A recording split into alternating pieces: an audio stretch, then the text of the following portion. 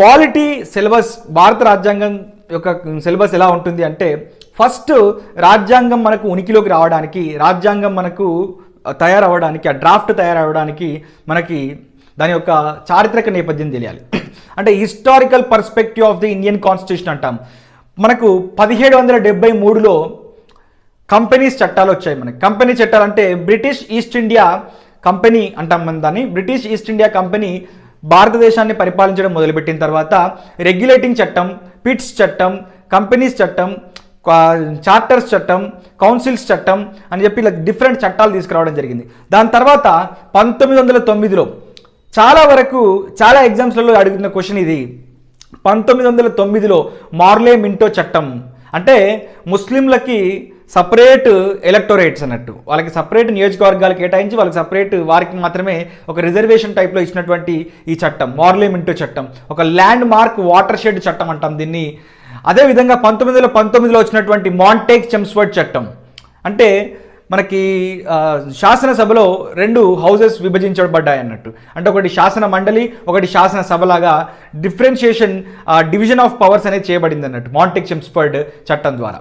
అదేవిధంగా 1935లో వచ్చినటువంటి భారత ప్రభుత్వ చట్టము చాలా చాలా ఇంపార్టెంట్. ఎందుకంటే ఈ రోజు ఉన్నటువంటి భారత రాజ్యాంగం, భారత ప్రభుత్వ చట్టం 1935 నుంచి మాత్రమే తీసుకోబడింది.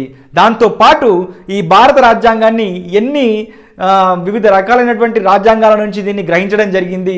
అక్కడి నుంచి మనం బారో చేసుకున్నాము. ఇంగ్లీష్లో అయితే మనము we have borrowed Indian constitution from almost 60 countries. ఆ రాజ్యాంగ ప్రాతిపదిక ఏంటి, ఆ రాజ్యాంగ ఆధారాలు ఏంటి మనం చూసే ప్రయత్నం చేద్దాము. ఫస్ట్ ఇందులో రాజ్యాంగం పాలిటీ తెలుసుకున్నప్పుడు historical perspective of the Indian constitution, next making of the Indian constitution. అంటే భారత రాజ్యాంగాన్ని నిర్మించడానికి రాజ్యాంగ పరిషత్తు ఎలా ఏర్పడింది, రాజ్యాంగ పరిషత్తు ఏ రోజు ఏర్పడింది, ఆ రాజ్యాంగ పరిషత్తులో తాత్కాలిక అధ్యక్షుడు ఎవరు, శాశ్వత అధ్యక్షుడు ఎవరు, దానికి అడ్వైజర్ ఎవరు, తాత్కాలిక అడ్వైజర్ ఎవరు అని ఇలా డిఫరెంట్ చూడాల్సి ఉంటుంది. అందులో 22 కమిటీలు ఉన్నాయి. అందులో అడ్హాక్ కమిటీస్ ఉన్నాయి, పర్మనెంట్ కమిటీస్ ఉన్నాయి, సబ్ కమిటీస్ ఉన్నాయి. ఒక్కొక్క అంశానికి ఒక్కొక్క కమిటీ ఉంటుంది. ఆ కమిటీస్కి అధ్యక్షులు ఎవరు, ఆ కమిటీస్లో ఏమి వివరిస్తుంది అని తెలుసుకునే ప్రయత్నము మనము making of the Indian constitution, భారత రాజ్యాంగ నిర్మాణంలో తెలుసుకుంటాం. అదేవిధంగా మనకి features of the Indian constitution గురించి తెలుసుకుంటాం. తర్వాత features of the Indian constitution అంటే ఇది ఒక ఫెడరల్ స్ట్రక్చర్. ఇండియా ఈజ్ ఇది union of the states but not the federation of the states. అంటే ఇప్పుడు మనకి 50 రాష్ట్రాలు ఉన్నటువంటి అమెరికా ఒకవేళ కావాలనుకుంటే 50 రాష్ట్రాల్లో నుంచి ఒక రాష్ట్రం విడిపోవాలనుకుంటే ఆ దేశం నుంచి విడిపోవచ్చు. బట్ ఇండియా, భారతదేశంలో ఏదైనా ఒక రాష్ట్రం విడిపోయి మేము సపరేట్ దేశంగా ఏర్పడతామంటే అది ఎట్టి పరిస్థితుల్లో కుదిరే ప్రసక్తి ఉండదు. ఎందుకంటే India is union of the states but not the federation of the states. Next sources to the constitution of India. నేను ఒక విషయం ఏం చెప్పానంటే భారత రాజ్యాంగము ది బల్కియెస్ట్ అండ్ బల్కియెస్ట్ రిటర్న్ కాన్స్టిట్యూషన్. అంటే ఇప్పటి వరకు భూమి మీద ఉన్న అన్ని కాన్స్టిట్యూషన్లో అతి పెద్దది లిఖిత పూర్వకమైనటువంటి రాజ్యాంగం ఇది. ఈ రాజ్యాంగాన్ని వివిధ రకాలైనటువంటి దేశాల్లో వివిధ రకాలైనటువంటి ప్రొవిజన్స్ తీసుకోవడం జరిగింది. అవేంటో చెప్పే ప్రయత్నం చేస్తాను. ఉదాహరణకు ప్రాథమిక హక్కులు, ఫండమెంటల్ రైట్స్ ఉన్నాయి, దాన్ని అమెరికా రాజ్యాంగం నుంచి తీసుకున్నాం. సెంటర్ స్టేట్ రిలేషన్షిప్స్ అంటే కేంద్ర రాష్ట్ర ప్రభుత్వ సంబంధాల గురించి దాన్ని కెనడా నుంచి తీసుకున్నాము. జుడిషియరీ దాన్ని అమెరికా నుంచి తీసుకున్నాము. వైస్ ప్రెసిడెంట్ దాన్ని అమెరికా నుంచి తీసుకున్నాము. పార్లమెంటరీ సిస్టమ్ ఆఫ్ డెమోక్రసీ దాన్ని యూకే నుంచి తీసుకున్నాము. Directive principles of state policy Ireland నుంచి తీసుకున్నాము. ప్లానింగ్ కమిషన్ రష్యా నుంచి తీసుకున్నాము. ఎమర్జెన్సీ పవర్స్ దాన్ని జర్మనీ నుంచి తీసుకున్నాము. రాజ్యాంగ సవరణ పద్ధతులు దాన్ని సౌత్ ఆఫ్రికా నుంచి తీసుకున్నాము. రైట్ టు లివ్, అది right to life or right to live దాన్ని జపాన్ నుంచి తీసుకున్నాము. ఈ రకంగా మనము ప్రతి ఒక్క అంశాన్ని ఒక్కొక్క రాజ్యాంగం నుంచి తీసుకొని ది బెస్ట్ ఇన్ క్వాలిటీ రాజ్యాంగాన్ని తయారు చేయడం జరిగింది. ఈ రాజ్యాంగం తయారు చేసే డ్రాఫ్ట్ కమిటీకి డాక్టర్ బిఆర్ అంబేద్కర్ నాయకత్వం, సారథ్యంలో జరిగింది ఇదంతా కూడా. He was the chairman of the draft committee of the constitution of India. ఆయన గురించి చెప్పుకోవాల్సిన అవసరం ఉంటుంది ఈ sources to the constitution of ఇండియాలో. Next preamble. ఏదైనా ఒక బుక్ మనం ఓపెన్ చేసినప్పుడు మనకు ముందు మాటలాగా ఉంటుంది, అంటే ఫోర్వర్డ్ అంటాం కదా. మన రాజ్యాంగం యొక్క మౌలిక స్వరూపాన్ని మొత్తం కూడా 4 లైన్లో చెప్పేది ఈ ప్రియాంబుల్ అన్నట్టు. అంటే అందులో ఏం రాసి ఉంటుందంటే, we the people of India having solemnly resolved to constitute the constitution of India into socialist secular sovereign democratic republic అని చెప్పి ఉంటాయి. ఈ పదాలు ప్రతి పదం కూడా మన రాజ్యాంగం యొక్క మౌలిక స్వరూపాన్ని, రాజ్యాంగం యొక్క గోల్స్ ఏంటి, దాని యొక్క లక్షణం ఏంటి అని చెప్పే పని చేస్తుంది. ఈ ప్రియాంబుల్ అనేది చాలా చాలా ఇంపార్టెంట్. మొత్తం రాజ్యాంగం చదవకపోయినా ఈ ప్రియాంబుల్ ఒక్కటి చదివితే ఆ రాజ్యాంగంలో ఏముందో తెలియజేసే విధంగా ఆ ప్రియాంబుల్ ఉంటుంది. నెక్స్ట్ ఫస్ట్ ఆర్టికల్ మనకి ఇప్పటి వరకు గుర్తుపెట్టుకోవాల్సిన విషయం ఏంటంటే, రాజ్యాంగం అమల్లోకి వచ్చినప్పుడు 395 ఆర్టికళ్ళు ఉండేవి.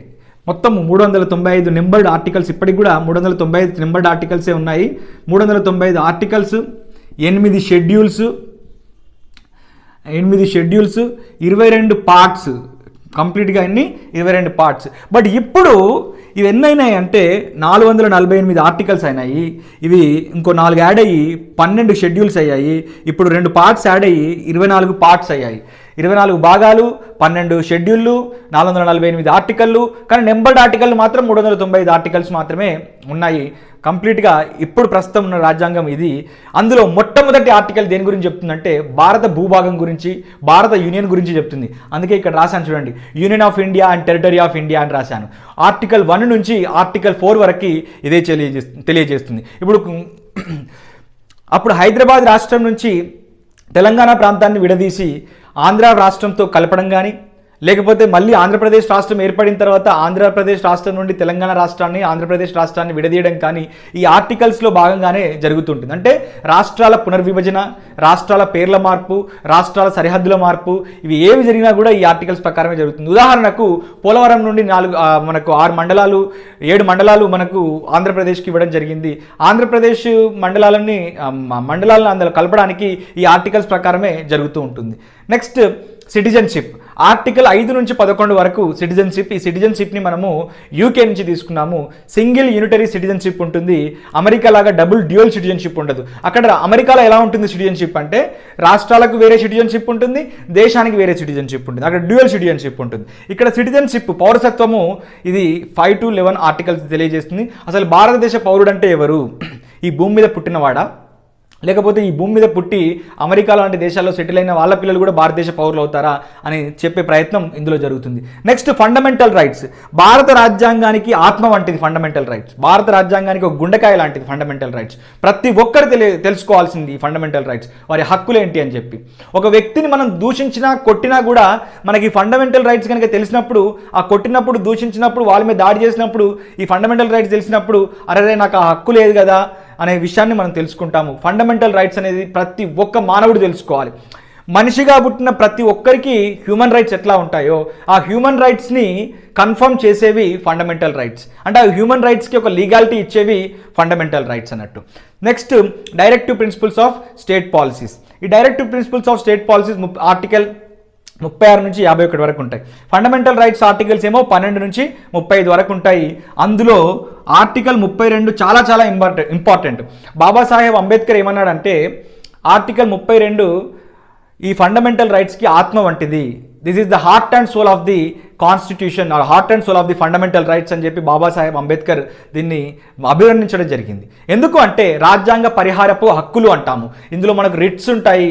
అంటే ఇష్టం ఉన్నట్లు గవర్నమెంట్ ప్రజల మీద చర్యలు తీసుకోవడానికి ఉండదు, ఇష్టం ఉన్నట్టు అరెస్టులు చేయడానికి ఉండదు, ఇష్టం ఉన్నట్లు ప్రభుత్వ అధికారులు వ్యవహరించడానికి ఉండదు. అక్కడ రాజ్యాంగ పరిహారపు హక్కుల కింద, దాన్ని ఇంగ్లీష్లో కాన్స్టిట్యూషనల్ రెమెడియల్ రైట్స్ అంటాము. ఆ రైట్స్ ప్రకారము పౌరులకు చాలా పవర్ఫుల్ హక్కులు ఉంటాయి. Direct principles of state policies అంటే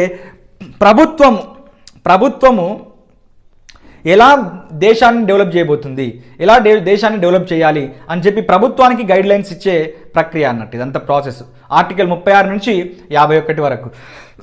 నెక్స్ట్ ఫండమెంటల్ డ్యూటీస్ మొదట్లో లేదు, తర్వాత దీన్ని రాజ్యాంగ సవరణ చేసి దీన్ని ఇన్సర్ట్ చేయడం జరిగింది, రాజ్యాంగంలో పొందుపరచడం జరిగింది.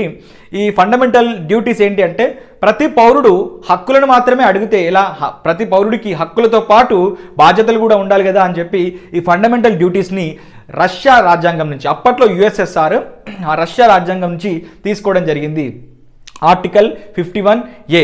ఇక్కడి వరకు అయితే ఖచ్చితంగా ఆర్టికల్ 1 నుండి ఆర్టికల్ 51A వరకు ప్రతి ఒక్క ఆర్టికల్ మీ నోట్లో ఉండాలి. పోటీ పరీక్షలకు ప్రిపేర్ అవుతున్న ప్రతి ఒక్కరికి మీ నోట్లో ఉండాలి ఖచ్చితంగా ఈ ఆర్టికల్స్.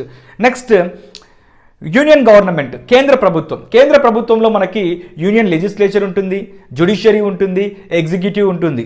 ఈ లెజిస్లేచర్లో మనకి రాజ్యసభ ఉంటుంది, లోక్సభ ఉంటుంది. రాజ్యసభలో అయితే ఎగువ సభ అంటాము, దీని రాష్ట్రాల మండలి అంటాము. ఈ రాజ్యసభలో 250 మంది ఉంటారు. 250 మందిలో 233 మంది ఏమో రాష్ట్రాల నుండి నామినేట్ అవుతుంటారు 6 సంవత్సరాల కాలం పాటు. మిగతా 12 మందిని రాష్ట్రపతి నామినేట్ చేస్తుంటారు. అండ్ ఈ మిగతా 545 మంది ఎవరైతే ఉన్నారో లోక్సభలో వాళ్ళు ప్రజల చేత ఎన్నుకోబడినటువంటి నాయకులు. సో లోక్సభ దిగువ సభ, దీన్నే ప్రజల సభ అని అంటారు. రాజ్యసభనేమో పెద్దల సభ అని అంటారు. దీన్ని కూడా వెస్ట్ మినిస్టర్ మోడల్ని కాపీ కొట్టి తీసుకోవడం జరిగింది, అంటే యూకే నుంచి కాపీ కొట్టి తీసుకోవడం జరిగింది. నెక్స్ట్ రాష్ట్రపతి చాలా చాలా ఇంపార్టెంట్. రాష్ట్రపతి యొక్క అధికారాలు ఏంటి, ఆ రాష్ట్రపతి యొక్క విధులేంటి, రాష్ట్రపతి ఎలాంటి సందర్భాల్లో తన యొక్క పవర్ని యూజ్ చేసి ప్రభుత్వాన్ని కూడా ఓవర్టేక్ చేసి నిర్ణయాలు తీసుకోవచ్చు, ఎలాంటి పరిస్థితుల్లో పార్లమెంట్లో లేనప్పుడు శాసనసభలో లేనప్పుడు తను ఆర్డినెన్స్ జారీ చేయవచ్చు, ఎమర్జెన్సీ ఎప్పుడు అతను విధించవచ్చు అని ప్రతి ఒక్క విషయము మనము ప్రెసిడెంట్ ద్వారా తెలుసుకుంటాం. ప్రెసిడెంట్ లేకపోతే వైస్ ప్రెసిడెంట్, ఈ ఆఫీస్ ఆఫ్ వైస్ ప్రెసిడెంట్ని మనం యూఎస్ఏ రాజ్యాంగం నుంచి తీసుకోవడం జరిగింది. దాని తర్వాత యూనియన్ లెజిస్లేచర్లో మనకి లోక్సభ అండ్ రాజ్యసభ ఉంటాయి. ఈ లోక్సభ రాజ్యసభలో పార్లమెంటరీ ప్రొసీడింగ్స్ ఎలా జరుగుతాయి, క్వశ్చన్ అవర్ అంటే ఏంటి, జీరో అవర్ అంటే ఏంటిది, కాల్ అటెన్షన్ మోషన్ అంటే ఏంటి, ఈ బిల్ ఎలా ప్రవేశపెడతారు, బిల్లులు ఎన్ని రకాలుగా ఉంటాయి, ఆర్డినరీ బిల్ అంటే ఏంటి, కాన్స్టిట్యూషనల్ అమెండ్మెంట్ బిల్ అంటే ఏంటి, రాజ్యాంగ సవరణ బిల్ అంటాం మనం. ఆర్డినరీ బిల్ అంటే సాధారణ బిల్ అంటే ఏంటి, రాజ్యాంగ సవరణ బిల్ అంటే ఏంటి, మనీ బిల్ అంటే ఏంటి, ఫైనాన్స్ బిల్ అంటే ఏంటి, ఇవన్నీ కూడా ఈ యూనియన్ లెజిస్లేచర్లో భాగంగా మనం ఇక్కడ నేర్చుకునే ప్రయత్నం చేద్దాం. Next state government. State government అంటే రాష్ట్రాలు, రాష్ట్ర ప్రభుత్వాలకి ఒక గవర్నర్ ఉంటాడు. ఒక రాష్ట్రానికి కానీ 2-3 రాష్ట్రాలకు కలిపి కానీ ఒక గవర్నర్ ఉంటాడు. గవర్నర్ యొక్క అధికార విధులేంటి, గవర్నర్ యొక్క డిస్క్రిషనరీ పవర్స్ ఏంటో తెలియజేసే ప్రయత్నం చేస్తాను. నెక్స్ట్ స్టేట్ లెజిస్లేచర్లో మనకి ఆప్షనల్గా ఒక విషయం ఉంటుంది. స్టేట్ లెజిస్లేటివ్ అసెంబ్లీ మాత్రం ఖచ్చితంగా ఉండాల్సిందే, బట్ లెజిస్లేటివ్ కౌన్సిల్ ఉంటే ఉండొచ్చు, లేకపోతే లేదు. ఇప్పటివరకు అయితే 7 రాష్ట్రాల్లో ఉంది. ఆ రాష్ట్రాలు ఏంటి, ఎందుకు అక్కడ ఉంది, మిగతా రాష్ట్రాల్లో ఎందుకు లేదు, అసలు దానివల్ల ఉపయోగం ఏంటో తెలియజేసే ప్రయత్నం తర్వాత ఆ క్లాస్ చెప్పినప్పుడు చేస్తాను. నెక్స్ట్ ఇండియన్ ఫెడరల్ సిస్టమ్, భారత సమాఖ్య వ్యవస్థ. ఈ భారత సమాఖ్య వ్యవస్థలో భాగంగా సెంటర్ స్టేట్ రిలేషన్షిప్స్ ఉంటాయి. సెంటర్ స్టేట్ రిలేషన్షిప్స్ అంటే ఈ సెంటర్ స్టేట్ రిలేషన్షిప్లో కేంద్ర ప్రభుత్వానికి రాష్ట్ర ప్రభుత్వానికి ఉన్నటువంటి సంబంధాలు ఏంటి, నదీ జలాల పంపకాలు 2 రాష్ట్రాల మధ్యన ఎలా జరుగుతాయి, లేకపోతే 2 రాష్ట్రాల మధ్యన సరిహద్దుల పంపకం ఎలా జరుగుతుంది, 2 రాష్ట్రాల మధ్యన న్యాచురల్ రిసోర్సెస్ విభజన ఎలా జరుగుతుంది, లేకపోతే కేంద్ర రాష్ట్ర ప్రభుత్వం మధ్యన ఈ పన్నుల విభజన ఎలా జరుగుతుంది, అంటే ఈ డిజల్యూషన్ ఆఫ్ పవర్స్ ఎలా జరుగుతుంది, డివల్యూషన్ ఆఫ్ పవర్స్ ఎలా జరుగుతుంది, డివిజన్ ఆఫ్ పవర్స్ కేంద్ర రాష్ట్ర ప్రభుత్వాల మధ్యన సెంటర్ స్టేట్స్ మధ్యన ఎలా ఉంటుంది తెలియజేసే ప్రయత్నం ఇక్కడ చేస్తాను. గ్రూప్ 2, గ్రూప్ 1 ఎగ్జామ్ రాస్తున్న వాళ్ళకి, గ్రూప్ 3 ఎగ్జామ్ రాస్తున్న వాళ్ళకి చాలా ఇంపార్టెంట్ అది.